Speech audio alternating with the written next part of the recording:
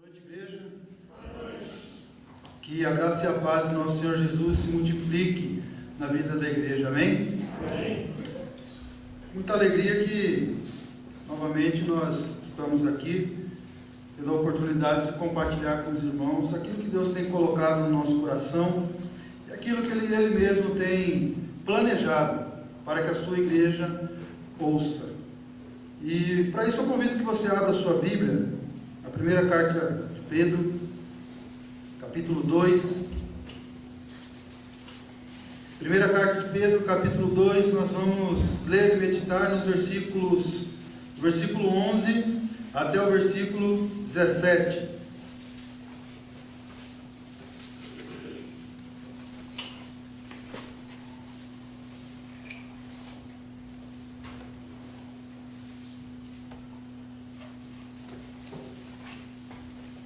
Primeira Pedro 2, 11 a 17, assim diz a palavra do Senhor.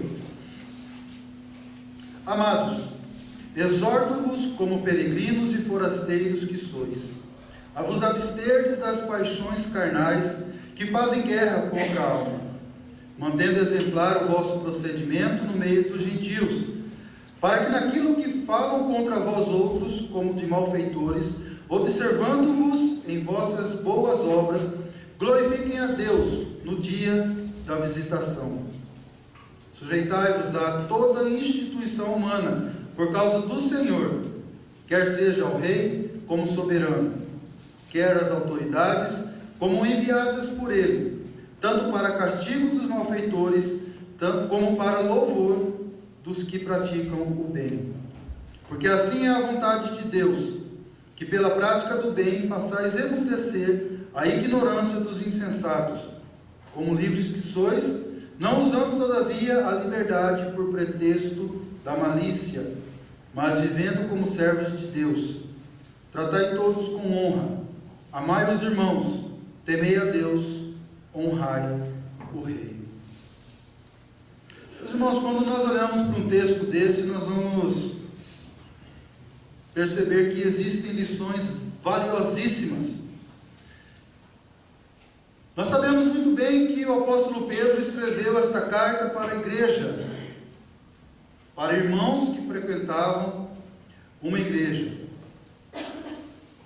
Nós sabemos muito bem que esses irmãos estavam diante de um sofrimento gigantesco, perseguição, afrontas, havia medo, insegurança. E o apóstolo Pedro, ao discorrer para aqueles irmãos, ele tenta por várias vezes orientar e animar aqueles irmãos para que continuassem firmes na fé. Quando nós olhamos para um texto desse, e ao estudar esse texto, logo me veio à mente um desejo que o homem tem de ser reconhecido. Uma TV, um canal, uma emissora de televisão nacional, ela produziu um prêmio para aqueles que se destacassem dentro do cenário mineiro. Esse prêmio, ele visava homenagear pessoas que através do seu trabalho, através da sua iniciativa ou através do seu exemplo, se destacaram, seja na economia, seja na agricultura, seja na política. Mas outro tipo de homenagem logo me veio à mente. Todos nós conhecemos e sabemos sobre o Prêmio Nobel da Paz. E o que é o Prêmio Nobel da Paz? Nada mais é do que a iniciativa de um homem chamado Alfred Nobel, que começou a homenagear as pessoas por algum tipo de destaque mundial. E é interessante que ele começou a homenagear essas pessoas porque elas aboliram, porque elas não mediram esforços para evitar guerras, para manter a paz. E então, por longos anos, por vários anos, essas pessoas têm sido homenageadas. Tudo isso porque, de uma forma ou de outra, as pessoas deram bons exemplos. Quando nós olhamos para a nossa vida, nós vamos perceber que nós estamos muitas vezes diante de bons exemplos. Existem pessoas que dão bons exemplos, têm boas condutas. Mesmo diante de uma sociedade corrupta e manchada pelo pecado, algumas pessoas conseguem ainda dar bons exemplos. Mas a pergunta é, será que esses bons exemplos têm glorificado a Deus? Será que essas obras consideradas boas têm agradado realmente o coração de Deus? Ou será que essas pessoas estão buscando justamente serem homenageadas e reconhecidas? O apóstolo Pedro, a partir do versículo 11, ele inicia uma nova sessão. Na primeira sessão, que vai do primeiro versículo do primeiro capítulo até o versículo 10 do segundo capítulo, o apóstolo Pedro faz uma introdução e ele passa a discorrer algumas coisas importantíssimas que não podem faltar na vida da igreja e na vida dos cristãos. Ele começa dizendo sobre como sermos filhos, de que forma nós devemos nos portar como filhos de Deus, e ele vai dizer que nós precisamos nos portar com obediência. Nós vemos isso lá no versículo 14. Ele vai falar que nós não devemos nos amoldar às paixões. E ele vai repetir este termo no versículo que nós lemos. Logo Paulo vai exortar para que aqueles irmãos fossem santos. Assim como Deus é santo, assim como o vosso Pai é santo, sede santos em todo o vosso procedimento. E ele vai discorrendo, e ele deixa bem claro que a razão de buscarmos essa santidade está no fato de nós sermos salvos. Ele vai falar isso nos primeiros versículos. Aos eleitos, aos salvos. Então ele vai dizer, porque vocês foram salvos, porque vocês foram agraciados com a salvação, vocês devem ter um procedimento cristão. Então, no começo do capítulo 2, o apóstolo Pedro vai nos dizer que nós devemos despojar, ou seja, abandonar toda maldade, toda hipocrisia, para então poder desejar o genuíno leite espiritual, ou seja, a palavra de Deus. Ele então vai discorrer, fazendo uma comparação entre os cristãos e os incrédulos. Ele então afirma que nós cristãos temos Jesus como preciosidade em nossas vidas. Temos Jesus como uma coisa, a pessoa mais importante da nossa vida. Porém, os incrédulos não são assim. E ele então termina essa primeira sessão citando Deuteronômio 14, 2. E que para mim é uma das expressões, das afirmações mais valiosas da Bíblia. Quando ele diz que vós, porém, sois raça eleita, sacerdócio santo, nação de propriedade exclusiva de Deus. Ele termina então essa sessão dizendo sobre os privilégios, sobre os benefícios, sobre as bênçãos que nós temos por sermos salvos. Só que agora ele começa uma exortação diferente. A partir do versículo 11 ele vai exortar para um comportamento diferenciado. E é isso que nós vamos ver nessa noite. Ele vai falar sobre os deveres do cristão. Talvez se eu te perguntar, quais são os seus deveres? O que você deve fazer enquanto cristão? Talvez você enumere muitos, ou talvez você não lembre de nenhum. Fato é que a Bíblia afirma que nós temos deveres, e esses deveres eles precisam ser cumpridos em nossas vidas. E o primeiro dever visto nesse texto é que nós devemos ser um bom exemplo entre os gentios. Nós devemos ser bons exemplos diante da sociedade que está no mundo. Nós precisamos ser bons exemplos diante das pessoas que não conhecem o Senhor Jesus Cristo. Pedro então começa essa sessão dizendo uma palavra maravilhosa. Ele diz: amados. Isso não é à toa. Não é por acaso que essa palavra, não é por acaso que Pedro chama esses irmãos de amados. Ali ele está demonstrando o relacionamento dele enquanto líder, enquanto pastor, enquanto apóstolo com aqueles irmãos. E por ser próximo, e por amar aqueles irmãos, ele chama de amados. E a próxima palavra é algo que nós muitas vezes não gostamos. Exorto-vos. Eu estou exortando vocês. Porém, a base da exortação está justamente na palavra amados. Porque aqui nós vamos perceber que a exortação do apóstolo Pedro não é uma exortação de maldade, não é uma exortação rude, mas sim uma exortação amorosa. E é por isso que eu entendo que, o texto não diz, mas eu entendo que aqueles irmãos receberam como uma exortação amorosa, sim.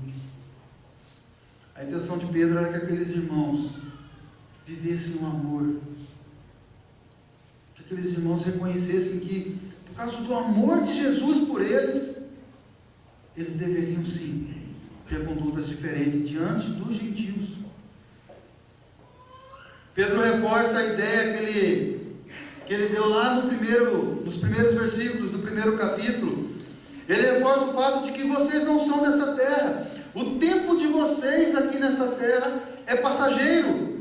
E foi passageiro, passou. Aquelas pessoas morreram. Assim como o nosso tempo aqui neste mundo é passageiro.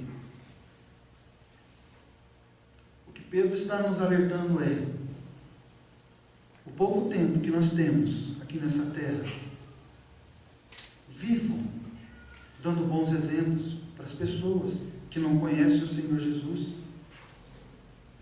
Essa amorosa exortação, Paulo começa então dizendo para aqueles irmãos, para que eles mantivessem distância das paixões carnais. E é interessante que quando nós olhamos para Paulo e quando nós olhamos para Pedro, nós vamos perceber que a direção é a mesma.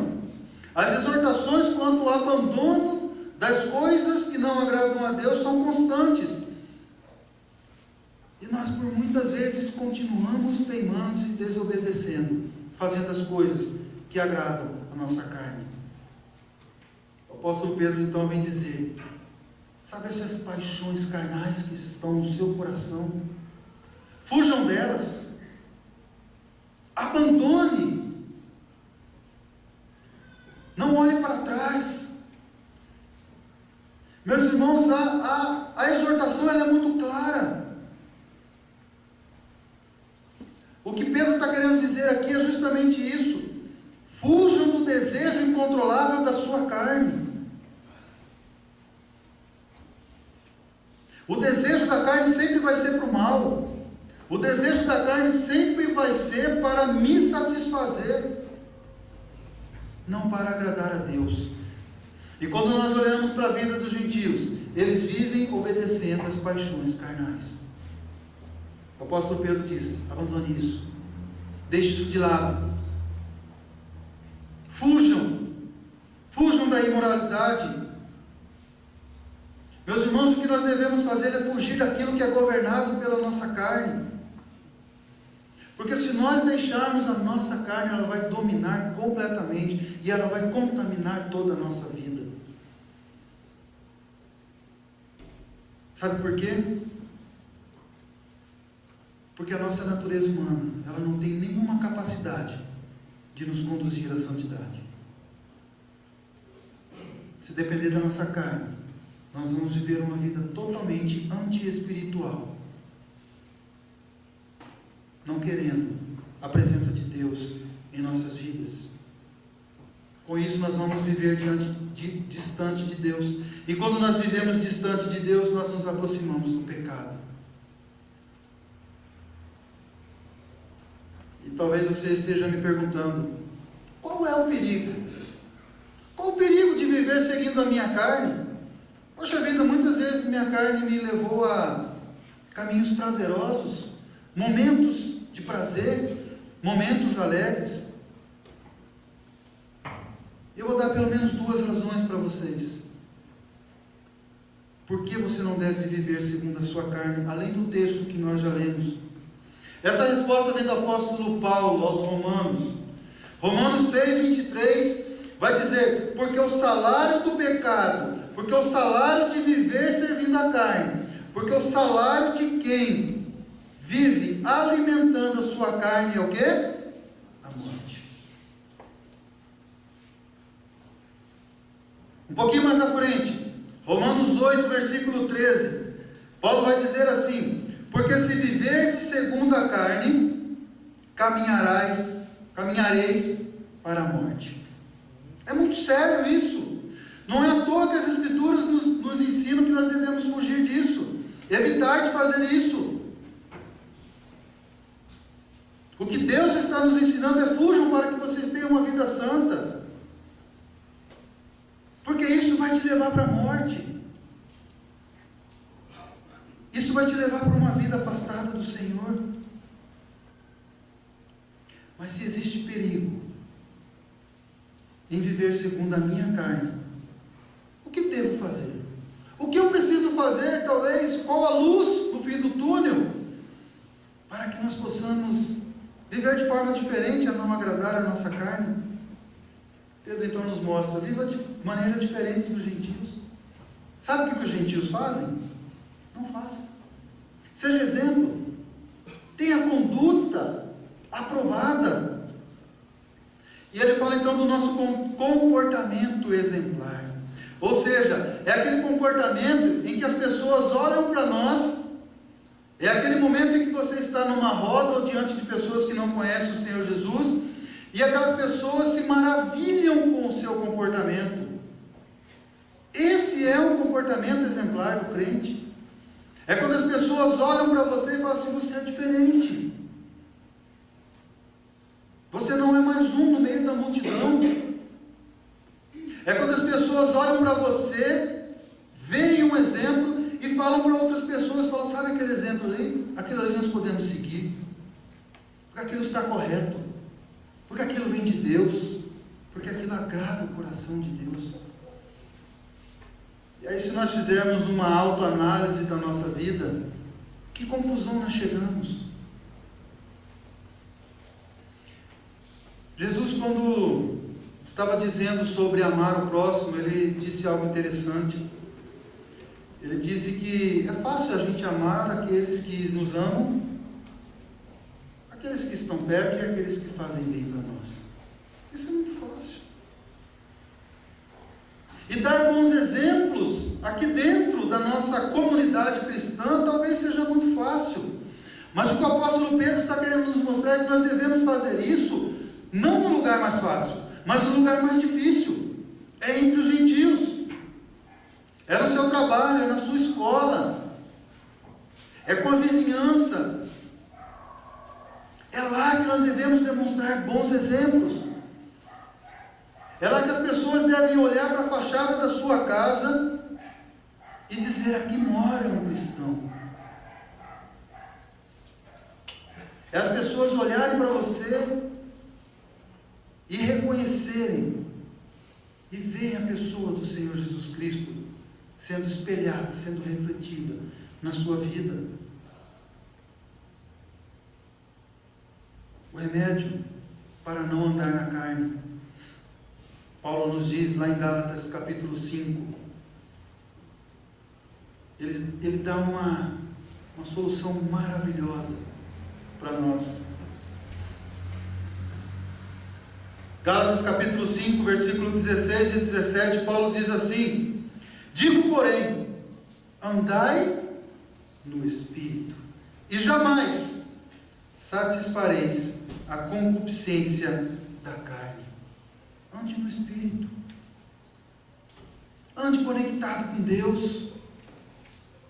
Nós muitas vezes fazemos divisões na nossa vida. Nós temos um momento secular e um momento espiritual. Nós temos um momento muitas vezes profano e um momento sagrado. Nós não podemos fazer isso. O que Paulo está dizendo nesse versículo aos Gálatas: ande no Espírito, para você não satisfazer o desejo da sua carne. Este é o remédio. Nós não conseguimos sozinhos. Nós precisamos da graça e da misericórdia de Deus.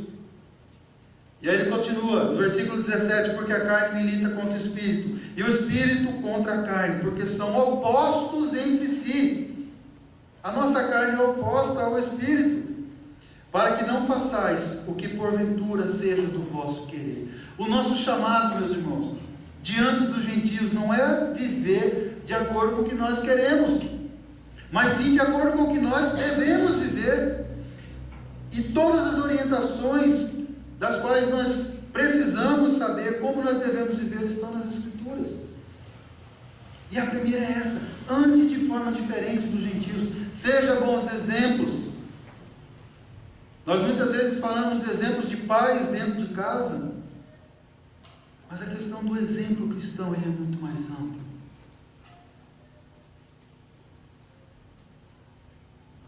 E qual o fim? Qual o fim? Qual a finalidade? Qual a motivação de nós agirmos assim? O texto nos dá duas motivações. Primeiro, para que eles, os ímpios, para que os gentios não tenham com que apontar o dedo na nossa cara e dizer: você não é crente? É o que o apóstolo Pedro está dizendo, para que eles não tenham como fazer acusações para nós. A palavra de Deus muitas vezes diz que nós devemos ser irrepreensíveis. É muito triste quando nós ouvimos pessoas dizerem: poxa vida, aquele rapaz é da sua igreja, aquela menina é da sua igreja, e a gente confirma: é sim, mas poxa vida, ela fez uma coisa tão horrível. E isso automaticamente me levou lá para mim, em 1 Coríntios, capítulo 5, quando Paulo vai dizer que existe imoralidade tal dentro do meio da igreja que nem os ímpios se atrevem a fazer. Sabe, meus irmãos, isso é muito triste. Nós precisamos ter condutas, comportamentos exemplares diante dos gentios. E a segunda motivação é para que quando eles olhem a nossa vida, para que quando o ímpio olhar, bater o olho em você, para quando eles observarem vocês, eles possam ver Deus glorificado através da sua vida. Quando nós caminhamos de forma a agradar a Deus, quando nós glorificamos a Deus acima de todas as coisas, as pessoas veem isso em nós. Isso é visível. Isso é visível. Isso precisa se tornar cada mais de forma evidente. As pessoas precisam bater os olhos em nós e reconhecer a grandeza de Deus. Ver Deus glorificado através da nossa vida. Pedro fala um termo interessante. Ele fala sobre o dia: glorifiquem a Deus no dia da visitação. E esse dia da visitação é coisa fora do nosso contexto. Aqui nós precisamos ir para o contexto em que eles viviam. O dia da visitação era um dia oficial naquele império. Um dia oficial onde os cristãos deveriam demonstrar a sua fé. Um dia onde esses cristãos eram exigidos a negar ou manter a sua fé. Era um dia tenso. Era um dia de provação. E olhando para os nossos dias, nós vamos entender que o nosso dia de provação, o nosso dia da visitação é todos os dias. Todos os dias nós passamos por provações. Mas a pergunta é: será que as provações têm diminuído a nossa fé? Será que as provações têm abaixado o nível do nosso relacionamento com Deus? Nesse dia, aqueles irmãos eram colocados à prova. Eu estava ouvindo há poucos dias um missionário da igreja presbiteriana que está no Japão, e ele contou algo interessante. Ele disse para a gente que, sabe por que o Japão é um país fechado para o Evangelho? Não totalmente, mas é de uma certa forma fechado para o Evangelho. E aí ele disse algo muito importante. Ele disse que é porque muitos foram para lá com o intuito de pregar o Evangelho, mas não viviam o Evangelho. E o governo japonês lida da seguinte forma com essa situação. Quando você entra no país, você precisa mostrar para o governo qual é a sua declaração de fé, qual é a sua confissão de fé. E mesmo que não vá contra a religião local, eles até permitem. Mas se você for pego fazendo algo que contradiz a sua própria confissão, você é expulso do país. Se você for pego entre os não crentes fazendo algo que você prega, mas você não faz, você é expulso do país. Sabe, meus irmãos, a gente precisa olhar para a nossa caminhada lá fora. E nós precisamos entender que lá nós somos espirituais. Nós continuamos conectados com Deus.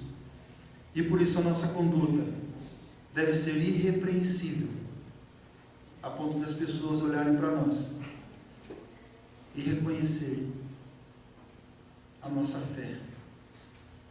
Um segundo exemplo, nós vemos ali no versículo 13 e 14, é um bom exemplo diante das autoridades. É fato que quando nós olhamos para as autoridades humanas, nós vamos ver que elas são corruptas, que elas são problemáticas. E talvez esses irmãos estivessem tendo dificuldades com as autoridades. Isso era muito nítido. Então Pedro nos diz que nós precisamos sujeitar a toda instituição humana. É interessante que a abrangência ela é total, ela é completa. E sujeição aqui nada mais é do que nós obedecermos de forma voluntária. Nós não sabemos que tipo de problema eles tinham com as autoridades. Nós temos os nossos. Fato é que a ordem aqui é para que nós obedecemos toda instituição humana. E aqui nós podemos abranger pais, líderes religiosos, pastores, presbíteros, diáconos, governantes. Nós precisamos obedecer. E por que isso? Primeiro, porque elas são instituições colocadas por Deus, são pessoas criadas assim como nós, que foram colocadas ali por Deus, mas não somente isso, porque se nós parássemos só aqui, nós poderíamos chegar à conclusão que Deus é injusto, mas não, nós precisamos caminhar um pouquinho mais. Nós vamos entender que essas autoridades foram colocadas ali por Deus, mas elas têm um propósito. Deus não faz as coisas sem propósito. E o propósito de Deus nem sempre nós vamos saber quais são. E isso não deve fazer parte do nosso interesse. Deus tem os seus propósitos. São criaturas colocadas por Deus ali naquele lugar. E em segundo lugar, porque nós precisamos obedecer. E talvez seja a parte mais importante da nossa obediência às autoridades. É que quando nós somos bons exemplos diante das autoridades, quando nós sujeitamos, quando nós obedecemos às autoridades, nós agradamos ao Senhor. Nós estamos agradando a Deus. O apóstolo Pedro nos explica isso, falando que é por causa do Senhor que nós devemos obedecer. Não é por causa da autoridade em si. É por causa do Senhor. O Senhor é o motivo da nossa obediência às autoridades. E aí, se nós fizermos um comparativo, nós vamos ver que se nós não obedecemos às autoridades instituídas por Deus, nós não vamos obedecer ao próprio Deus. Até porque o próprio fato de nós desobedecermos às autoridades, nós estamos desobedecendo o próprio mandamento. E aí o apóstolo continua dizendo que isso é evidência, obedecer é evidência da salvação. E ele diz: aqueles que praticarem o mal e forem desobedientes, receberão castigo. Que castigo é esse? Não sei. O reto juiz é Deus, é Ele que vai determinar. Eu não preciso me preocupar com as autoridades ou com as pessoas que estão desobedecendo. Eu preciso cuidar de mim para que eu obedeça às autoridades, assim como obedeço ao próprio Deus. Mas ele diz que aqueles que obedecem, eles são abençoados, eles são agraciados. Vale a pena obedecer. Vale a pena viver uma vida de obediência.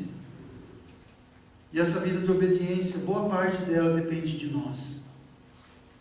Viver em paz com as autoridades depende de nós.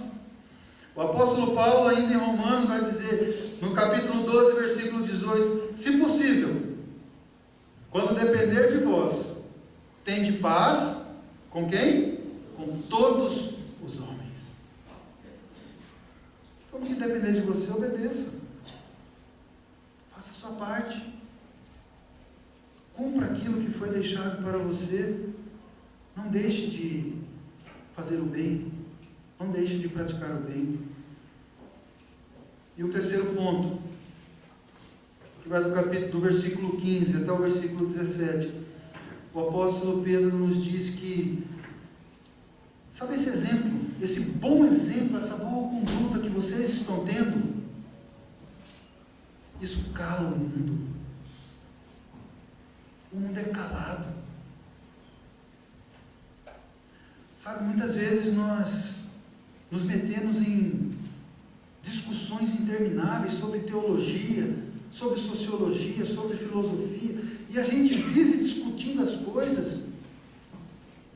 E a gente sabe que certos assuntos, quanto mais a gente discute, mais problemas nós temos, e não chegamos a uma parte comum. O que o apóstolo Pedro está dizendo é que, quando vocês tiverem boas condutas, bons comportamentos diante dos gentios e diante das autoridades, eles vão se calar.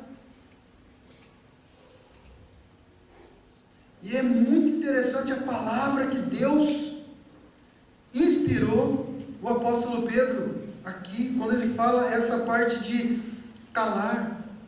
Para nós talvez seja o fato de, quando você está discutindo com a pessoa e a pessoa diz assim, tá bom, eu tenho mais argumentos e vamos parar por aqui. Não, o sentido original aqui é muito mais amplo. O sentido original aqui é de você colocar uma amordaça na boca da pessoa.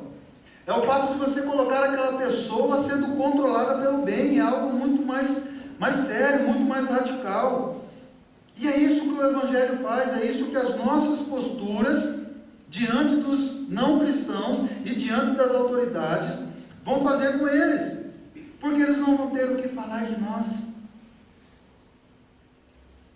A igreja, em geral, no Brasil, ela tem sido muito acusada de muitas coisas. E por que isso? Justamente porque elas não estão dando bons exemplos. E nós precisamos, enquanto crentes no Senhor Jesus, dar bons exemplos, manter um comportamento exemplar diante de todos os homens, para que essas pessoas se calem, para que essas pessoas não tenham com que levantar a mão para nos criticar.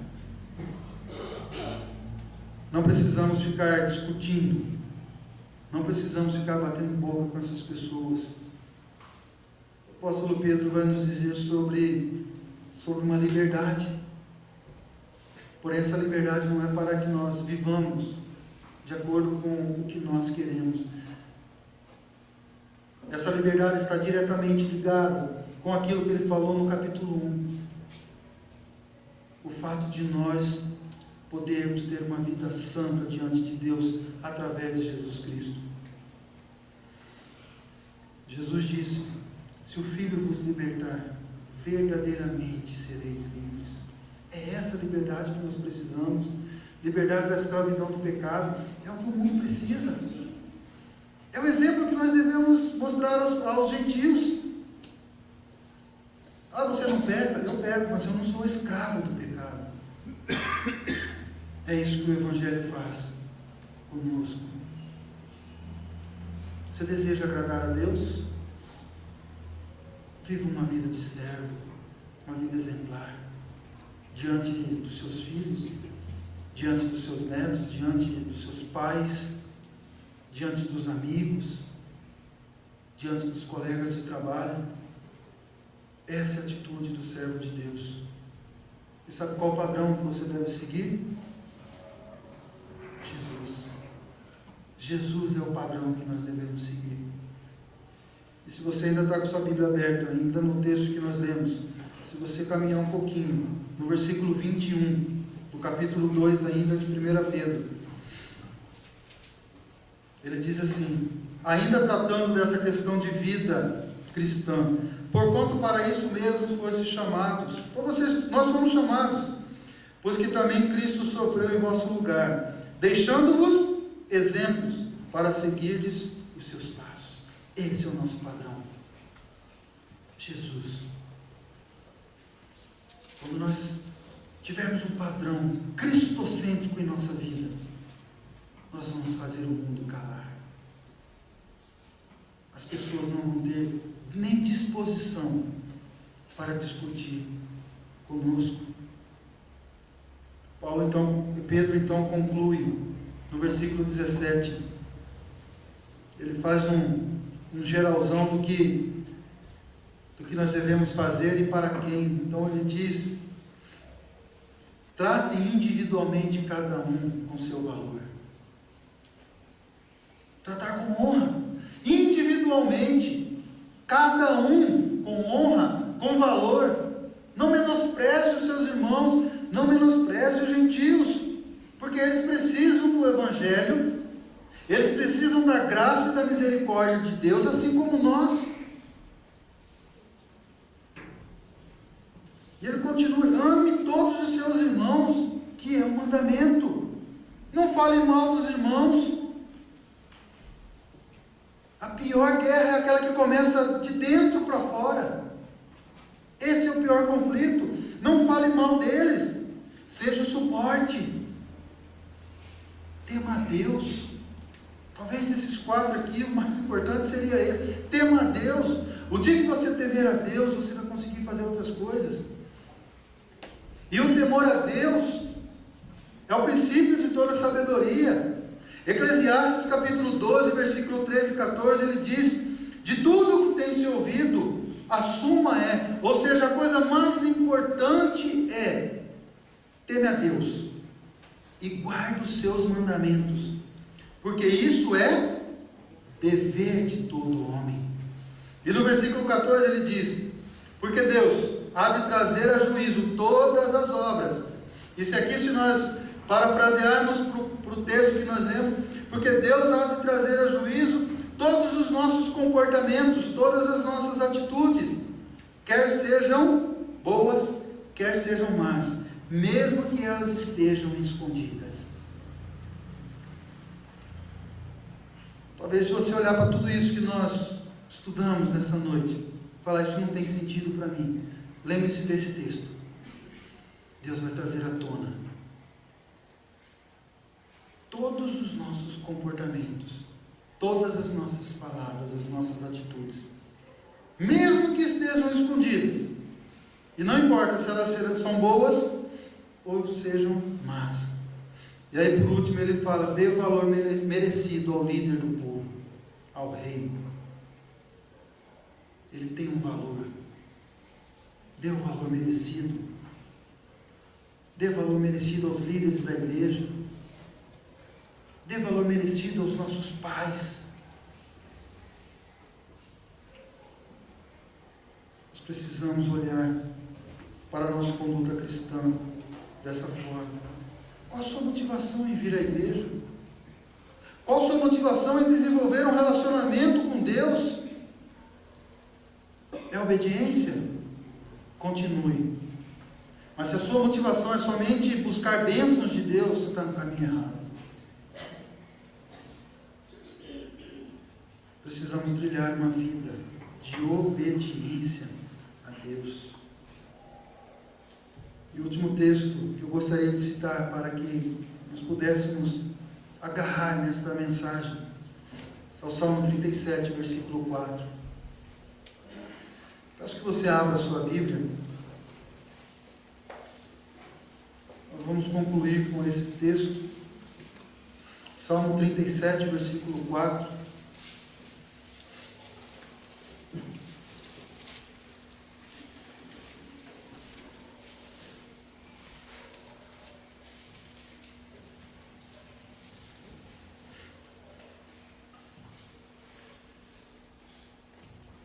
O texto diz assim: agrada-te do Senhor, e Ele satisfará os desejos do teu coração. Qual é o seu desejo? Qual é a sua disposição na noite de hoje? Nosso foco é diferente dos homens mundanos. Nosso foco é Cristo. Sabe aqueles homens que buscam o prêmio Nobel da Paz? Sabe aqueles homens que buscam ser reconhecidos? Esse não é o caminho. Nosso foco deve ser um só. Saia daqui compreendendo isso. O nosso foco como servo do Senhor Jesus é um só: glorificar a Deus em todas as coisas. Que isso seja uma realidade na nossa vida, meus irmãos. Que isso seja realmente o desejo do nosso coração. Que a partir de hoje, quando você olhar para um não cristão, seja exemplo. Porque se você for um mau exemplo, você fecha as portas para o Evangelho. Gostaria de orar com a igreja. Gostaria que você fechasse seus olhos. Como eu disse, nós não podemos fazer isso sozinhos. Nós precisamos da graça e da misericórdia de Deus. E é isso que nós vamos clamar neste momento. Deus, obrigado, Senhor, pela Tua palavra que foi lida, foi ensinada pelo Senhor. Deus, quão difícil é isso para nós. Quão difícil é viver da forma que agrada ao Senhor. Mas nós sabemos que não é impossível. Para nós, sozinhos, sim. Mas com o Senhor nós podemos, sim, viver uma vida santa diante do Senhor. Deus, ajude-nos a ser exemplos, bons exemplos diante das pessoas que ainda não Te conhecem. Que eles possam olhar para nós e ver o Senhor. Que eles possam olhar para nós e reconhecer a grandeza do Senhor, a Tua infinita majestade. E que o Senhor também está disposto a derramar sobre eles as Tuas ricas e maravilhosas bênçãos que levam à salvação. Deus, ajude-nos a obedecer de forma fiel todas as autoridades instituídas pelo Senhor, porque isso agrada ao Senhor. E nós queremos, Senhor, agradar a Ti. Deus, obrigado pelo Teu Evangelho. Obrigado pelas Tuas palavras que nos conduz à salvação. Que a Tua igreja seja agraciada pela Tua bondade, pelo Teu amor e pela Tua infinita e eterna misericórdia. É o que nós oramos, agradecidos, em nome do Senhor Jesus, o nosso único e suficiente Salvador e o nosso padrão, que nós oramos.